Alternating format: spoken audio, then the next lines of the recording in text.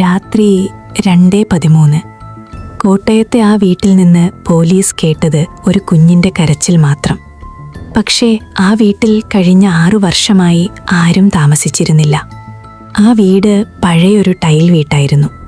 നാട്ടുകാർ പറയുന്നത് അവിടെ ഒരു അമ്മയും 5 വയസ്സുള്ള മകളും താമസിച്ചിരുന്നു എന്ന്.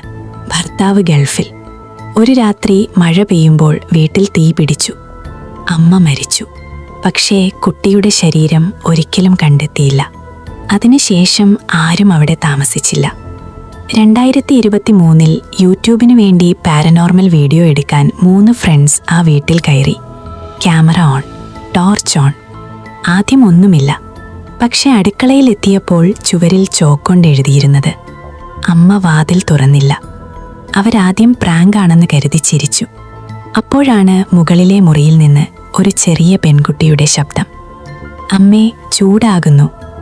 3 പേരും പടിയിലേക്ക് ഓടി. ക്യാമറ കുലുങ്ങുന്നു. ശ്വാസം കുത്തനെ. മുകളിലെ മുറി തുറന്നപ്പോൾ ആരുമില്ല. പക്ഷെ നിലത്ത് ഒരു പഴയ ടെഡി ബെയർ മാത്രം.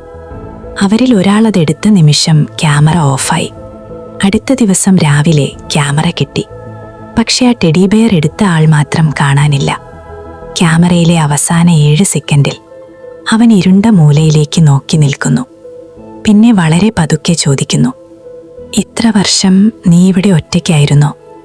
അതിനുശേഷം ക്യാമറയിൽ മറ്റൊരു ശബ്ദം, ചെറിയൊരു കുട്ടിയുടെ ശബ്ദം. ഇല്ല, ഇപ്പോഴല്ല. ഇത്തരത്തിലുള്ള യഥാർത്ഥ ഫീലുള്ള ഹൊറർ കഥകൾക്കായി ചാനൽ സബ്സ്ക്രൈബ് ചെയ്യാൻ മറക്കല്ലേ. സബ്സ്ക്രൈബ് മസ്റ്റായിട്ട് ചെയ്യണേ. നിങ്ങളുടെ സബ്സ്ക്രൈബാണ് എൻ്റെ മുന്നോട്ടുള്ള യാത്ര.